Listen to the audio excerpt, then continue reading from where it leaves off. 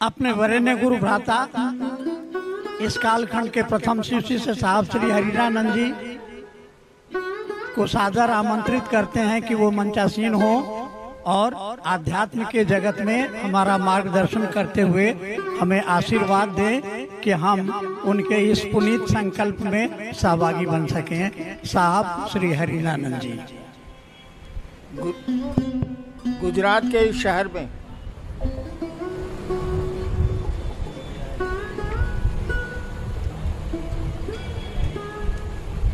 आपने आयोजन किया शिव गुरु महोत्सव का, और मेरा सौभाग्य कि मुझको यहाँ आने का अवसर मिला, सुअवसर मिला।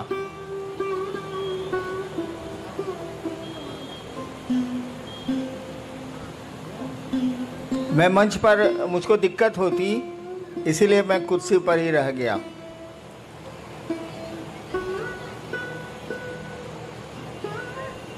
अब शरीर बूढ़ा हुआ ना भाई, 72 में घुस गया मैं, 72। 1990 से शिव कार्य हमने शुरू किया था बिहार की राजधानी पटना शहर से। वहां मैं दंडाधिकारी था पटने का।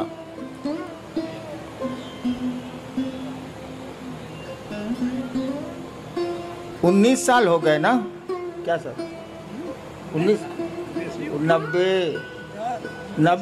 29 साल हो गए, 29 साल हो गए।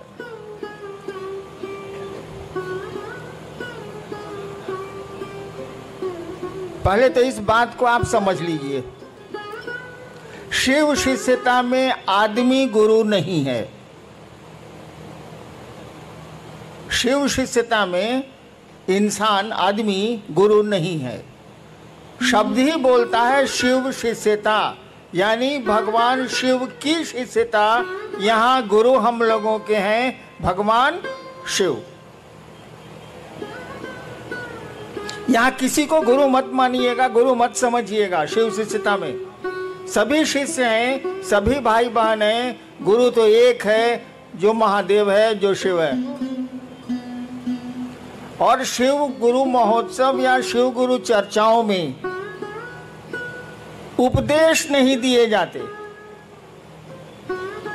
यहां उपदेश नहीं दिया जाता। हम लोग अपने गुरु शिव की बात करते हैं, लोगों को बताने की कोशिश करते हैं कि वह जो महादेव है, वह जो शिव है, जिसकी पूजा इस देश के बड़े भूभाग में हजारों साल से हो रही है, जो घर घर का बाबा है।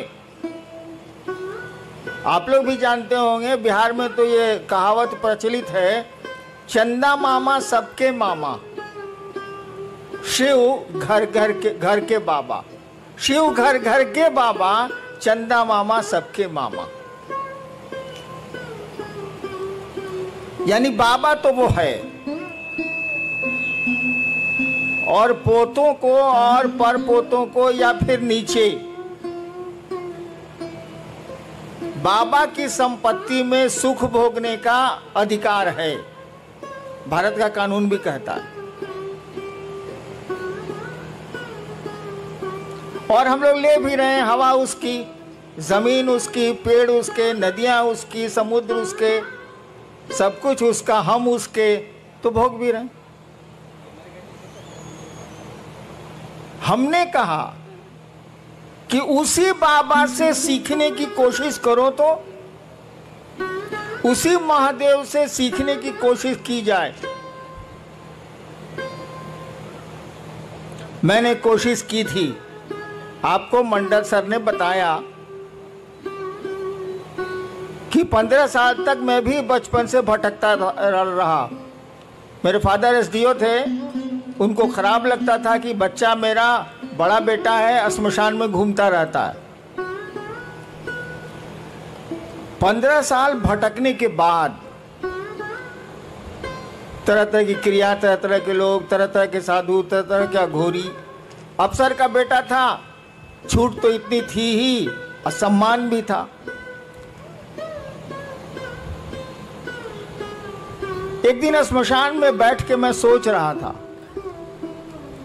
कि इतने साल तो मैंने बर्बाद कर दिए, पढ़ाई भी छूटी, पढ़ाई में मन कम लगेगा, रात भर मसान में कोई रहेगा तो पढ़ेगा क्या हो।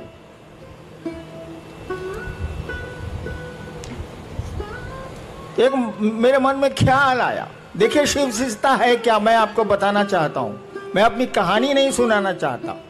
शिव शिष्यता क्या है ये इसको देखिए। आरा के गांग, आरा एक जिला है, भोजपुर एक जिला है बिहार का, पटना से सटा हुआ। वहां एक श्मशान में मैं रात के करीब 12-1 बजे बैठ के सोच रहा था, नदी थी, बैठ के सोच रहा था। श्मशान तो अंधेरा होता ही है, कोई आदमी होता नहीं। मेरे दिमाग में एक बात आई कि गुरु भगवान होता है तो ये भगवान गुरु काहे नहीं है। बस एक बात आ रही है और कुछ नहीं हो रहा है, मेरे आसपास कोई कुछ नहीं है, नदी है सामने, श्मशान का सन्नाटा है, अंधेरा। मेरे दिमाग में एक बात आ रही है, सभी कहते हैं कि गुरु भगवान होता है तो ये भगवान गुरु काहे नहीं। और हमने सोचा कि अब हम भगवान को गुरु बनाएंगे। अकेले बैठ के हम सोच रहे हैं भगवान को गुरु बनाएंगे। 1974, शायद बहुत लोग उसमें उस समय पैदा भी नहीं होंगे आप लोग। मैं पटना यूनिवर्सिटी में कानून का विद्यार्थी था, लॉ का।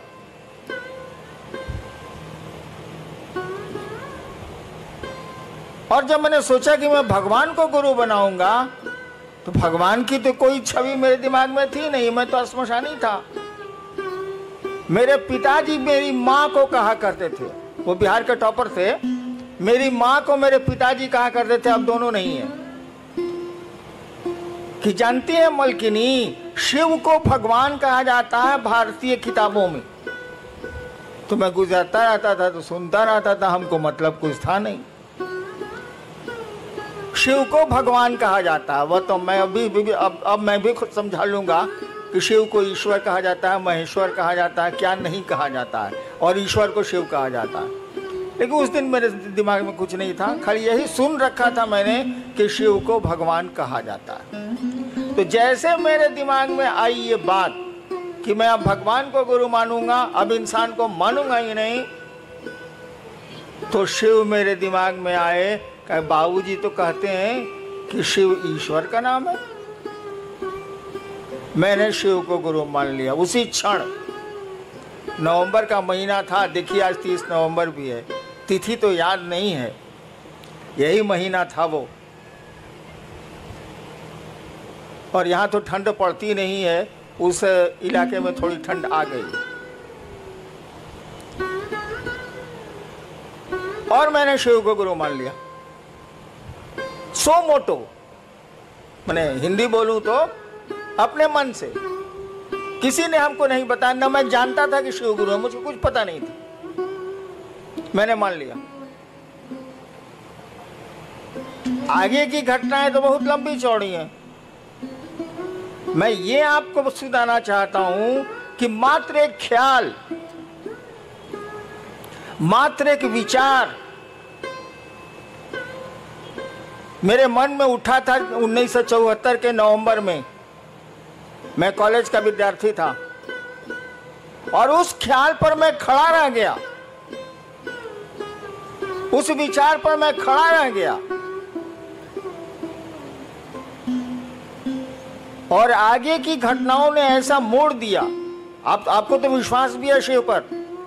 मैंने तो क्रिया खाई थी कि 3 काम मैं नहीं करूंगा। आप आसमान से उतरेंगे जैसा फोटो में दिखते हैं, मैं आपसे कुछ नहीं सीखूंगा। आदमी के रूप में आइएगा और कहिएगा मैं ही महादेव हूं, मैं आपसे कुछ नहीं सीखूंगा। और उसी समय ये क्रिया भी हम खाए थे।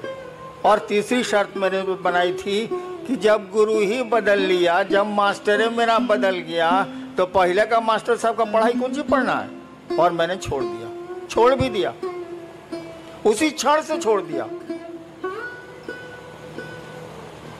आगे की घटनाओं ने मुझको 8 साल में बताया।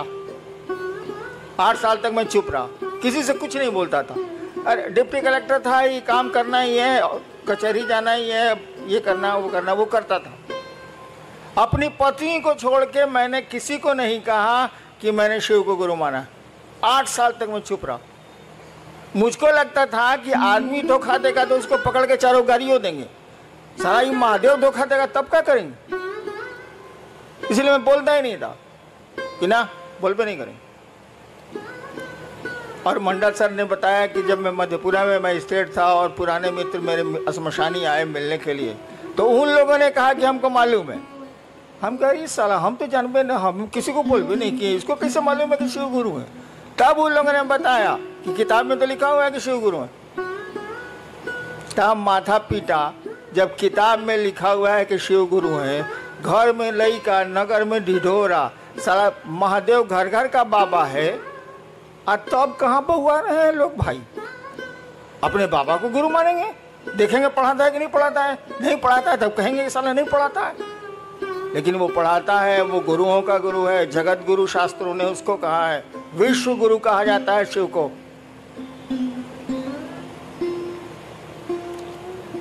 और परिणाम काम करते हैं, रिजल्ट काम करता है, विचारों में ताकत जो होती है ना वो काम करती है।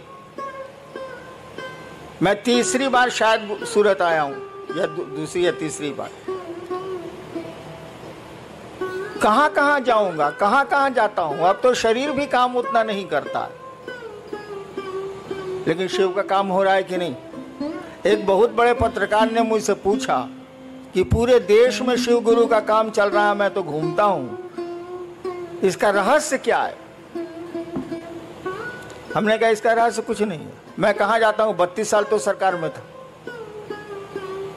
विचार फैलते हैं, विचार में ताकत होती है। और आज देखिए सूरत में इस कड़ी धूप में आप यहां उपस्थित हैं, इतने लोग उपस्थित।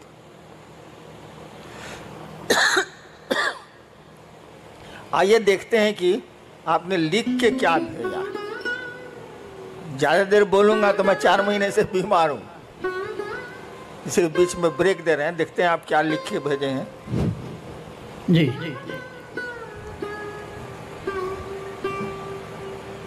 आर.के. यादव, इच्छापुर, सूरत से। इनकी जिज्ञासा है कि रांची से नमः शिवाय करने के लिए बल दिया जा रहा है, क्या यह सही है? यदि सही है तो नमः शिवाय कैसे किया जाए, कृपया बताने की कृपा की जाए। शायद आर.के. यादव जी को मालूम नहीं है, लिखे हैं रांची से। रांची में पागल खाना भी है। एक कहानी है कि एक बार पंडित नेहरू जी जब प्रधानमंत्री थे तो गए देखने पागल खाना। उड़ती हुई खबर है, हम लोग सुना है। पंडित नेहरू जी जब प्रधानमंत्री थे भारत के तो गए कांके पागल खाना देखने, भारत सरकार का है ही तो एक पागल पूछा कौन है आप। उनसे प्रधानमंत्री जी से पूछा कौन है आप, तो कहा कि हम जवाहरलाल नेहरू प्रधानमंत्री भारत के।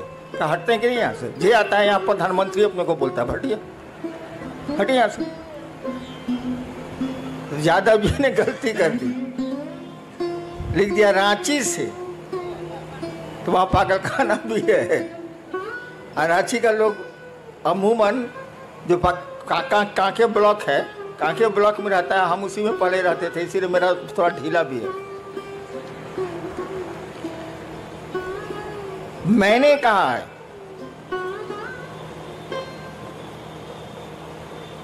कि आपको नमः शिवाय करना चाहिए। आज तक तो सिस्टम रहा है कि मंत्रों को गोपनीय रखा गया, लेकिन शिव शिष्यता में क्या गोपनीय रखा जाए, हमको बताइए आप। वो जगत का गुरु है, जगत के एक एक आदमी को ये अधिकार है कि उस शिव को बिना किसी के परमिशन के वो अपना गुरु बना सकता है। विश्व गुरु है वो, तो तो उसकी चीजें कैसे गोपनीय रह सकती हैं? जिसके 5 चेला हो वो ना गोपनीय रखेगा, जिसका संसार ही चेला बन सकता है वो क्या गोपनीयता? तो हमने कहा कि आप नमः शिवाय करें, इस पंचाक्षर को करें आप, इससे आपके लौकिक कष्ट भी कम होंगे और थोड़ा मन भी आपका शिवगामी होगा, शिव की ओर चलेगा। नमः शिवाय करने का तो 2 ही तरीका है। एक आप किसी माला पे कर सकते हैं 108 बार। दूसरा, सांस प्रश्वास भी एक माला है। माला कई तरह की होती है, कमल गट्टे की भी होती है, रुद्राक्ष की भी होती है, किसी चीज की हो सकती है, तुलसी की भी होती है। सांसों की माला भी माला ही है।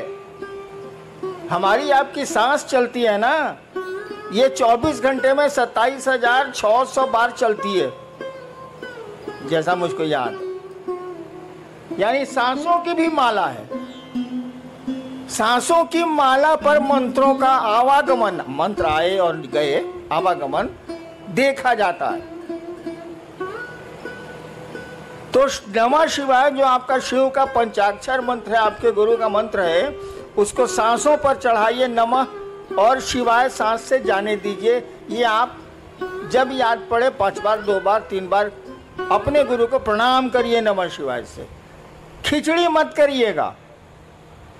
बहुत लोग करते हैं क्या कि सांस पर भी कर रहे हैं और माला पर गिनती भी कर रहे हैं। मैंने स्टेशन जाने के लिए एक टांग रिक्शा पर रखे, एक टांग बस पर रखे, साले चितरा नहीं जाएगा। हम बताइए, हमको अभी स्टेशन जाना है, कल जाना है स्टेशन, हम एक टांग रखे टेम्पो में, एक टांग रखे बस में, तो मेरा क्या हाल होगा? अरे कोई एक ही सिस्टम ना अप्लाई कीजिएगा। जब मन करे आप टेम्पो से जाइए, मन करे बस से जाइए, दोनों पर एक के साथ कैसे चढ़िएगा? ठीक उसी तरह से सांसों पर अगर मंत्रों का जप होगा, उसकी गिनती नहीं होती। गिनती तो किसी की नहीं होती। रुद्राक्ष के माला की भी गिनती नहीं होती, क्योंकि गिनती किया हुआ है, तो गिनती कुछ ही करना है। अरे भैया 108 बार माला में डाला हुआ है ये बीड्स, जिसको अंग्रेजी में कहते हैं दाना, तो उसको गिनती कौन सी कर रहे हैं? नमः शिवाय 108 बार, वो तो गिनती किया हुआ है। सांस आपकी गिनती की हुई है, ये 24 घंटे में इतनी ही बार चलेगी। तो गिनती नहीं करनी है, न माला पर गिनती करनी है, न सांस पर गिनती करनी है। अरे नमः शिवाय करना है। तो माला और सांस खिचड़ी मत बनाइएगा। एगो टांग टेम्पो पर, एगो टांग बस पर, ये माफिक चलबे नहीं बाबा, ये नहीं चलेगा। माला पर करिए, स्वतंत्र रूप से करिए, सांस पर करिए, स्वतंत्र रूप से करिए, और करिए तो माने मंत्रों में शिष्यानुभूति पढ़िएगा, मैंने लिखी है। मंत्रों में भाव प्रवेश आवश्यक है। यानी आप नमः शिवाय किए, सोच रहे हैं खिचड़ी पकी कि नहीं पकी, ये तो मंत्र जप नहीं हुआ। नमः शिवाय किया तो सोचिए कि अपने शिव को, नमः शिवाय का मानी क्या है? शिव को प्रणाम। नमः शिवाय किया तो सोचिए कि शिव को प्रणाम आपका मन कर रहा है। सोचिए, शरीर नहीं झुकाना है, हाथ नहीं उठाना है, मन आपका शिव को प्रणाम कर रहा है। दोबारा फिर नमः शिवाय करिए तो सोचिए कि मन आपका शिव को प्रणाम कर रहा है। इस तरह से 108 बार करिए। इस तरह से सांसों पर जपिए। सांस पर जपिएगा तो याद पड़ जाएगा, उसमें दिक्कत नहीं है। लेकिन माला जैसे कीजिएगा, खिचड़ी याद आने लगेगी, चोखा याद आने लगेगा, अचार याद आने लगेगा।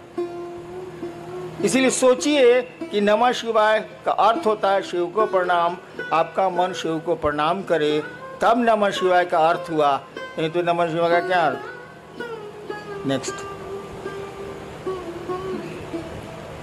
मुंबई से भाई उर्वेश, इनकी जिज्ञासा है कि शिव भगवान और शिव गुरु में क्या अंतर है? कोई अंतर नहीं है। भगवान शिव और शिव गुरु में क्या अंतर है? महाकाल और महादेव में क्या अंतर है? अघोरेश्वर और शिव में क्या अंतर है? अरे एक ही सत्ता के कई काम हैं, इसीलिए कई नाम हैं। सत्ता तो एक ही है। मैं ही हूं, मैं एक हरिनारायण। मैं सरकार में ज्वाइंट सेक्रेटरी भी था, गाड़ी भी अच्छी चलाता हूं, पिस्टल भी बढ़िया चलाता हूं,